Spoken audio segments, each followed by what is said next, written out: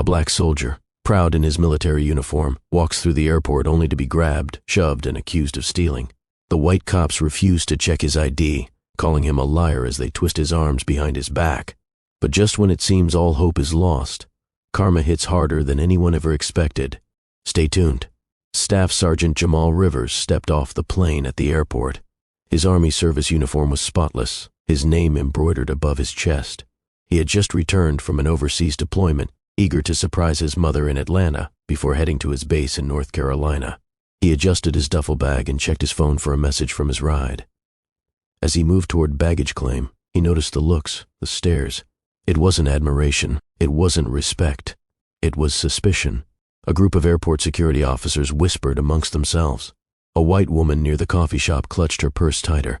2 TSA agents kept their eyes locked on him. Jamal had been in uniform long enough to recognize the difference between admiration and fear. Wait a second. Tell us where you're watching from in the comments, and don't forget to subscribe for more powerful stories like this. He sighed. Not again. Jamal had faced this before, people doubting that a black man could be a soldier. But today something felt different. The air was thick with tension. As he reached the escalator, a sharp voice cut through the noise. "Hey you, stop right there." Jamal froze, his muscles tensed. Slowly, he turned to see 2 police officers striding toward him. Officer Ryan Beckett, a burly man with a thick mustache, had one hand on his holster. His partner, Officer Luke Haynes, a tall, wiry man with sharp blue eyes, glared at Jamal as if he had already done something wrong. Jamal kept his hands visible. He had learned years ago that moving too quickly could cost him his life. "Is there a problem, officer?"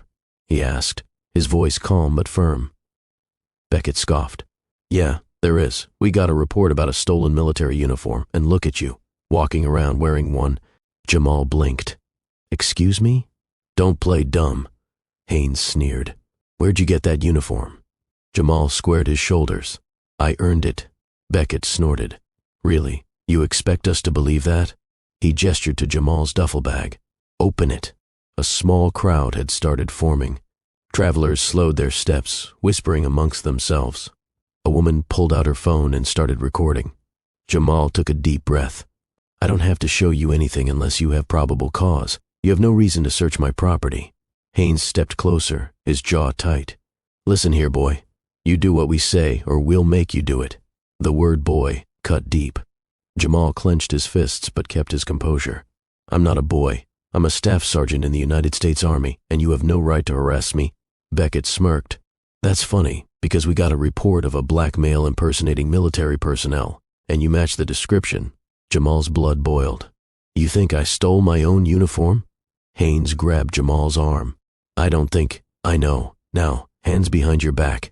The crowd gasped. A little black boy, holding his mother's hand, watched with wide, frightened eyes. Jamal didn't resist, but he didn't comply either.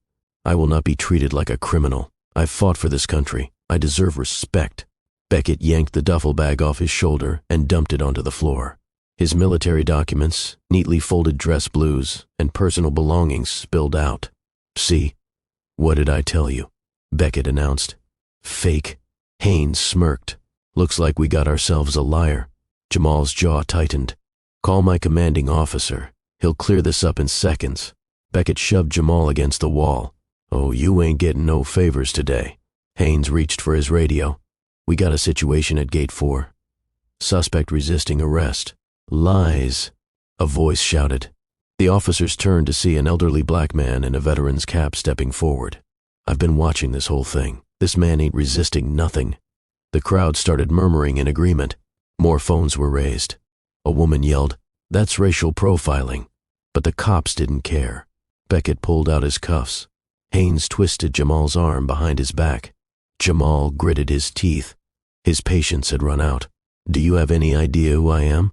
Jamal said, his voice like steel. Beckett rolled his eyes. "Yeah. You're a fraud." Then another voice boomed through the terminal. "Unhand that soldier." Silence. A tall, authoritative black man in a police captain's uniform strode toward them. His badge gleamed. His nameplate read Captain Andre Maxwell. Beckett and Haynes stiffened. "Captain," Beckett stammered. Maxwell's dark eyes burned with fury. I said, "Unhand that soldier, right now." The officers hesitated before finally releasing Jamal. He straightened his uniform, his arms aching from their grip. Maxwell turned to Jamal. "Are you all right, Sergeant?" Jamal nodded. "I'm fine, sir, but these two men just assaulted me, falsely accused me of a crime, and disrespected my service." Maxwell's jaw tightened. He turned to Beckett and Haynes. "You two, my office, now." "But, sir," Haynes started. "Now." Maxwell roared. Beckett gulped. Haynes swallowed hard. They knew they were in deep trouble. Maxwell turned back to Jamal. "I promise you, Sergeant, these men will face consequences for what they've done." The crowd erupted into applause. Some people cheered. The elderly veterans smiled proudly as the officers dragged their feet toward their doom. Jamal exhaled. Justice wasn't fully served yet, but karma was coming, and it was coming fast. If you're enjoying this story and want to hear more, hit that subscribe button now. Don't miss out. Inside the Atlanta Airport security office, the air was thick with tension. Officers Ryan Beckett and Luke Haynes sat stiffly in metal chairs, their faces pale. Across from them stood Captain Andre Maxwell, his arms crossed, his expression unreadable. Staff Sergeant Jamal Rivers leaned against the wall, his posture strong, his uniform still neat despite what he had just endured. He wasn't just here for an apology. He was here to make sure justice was served. The door swung open, and a short, stocky white man in a navy blue suit walked in. His badge read Chief Walter Granger.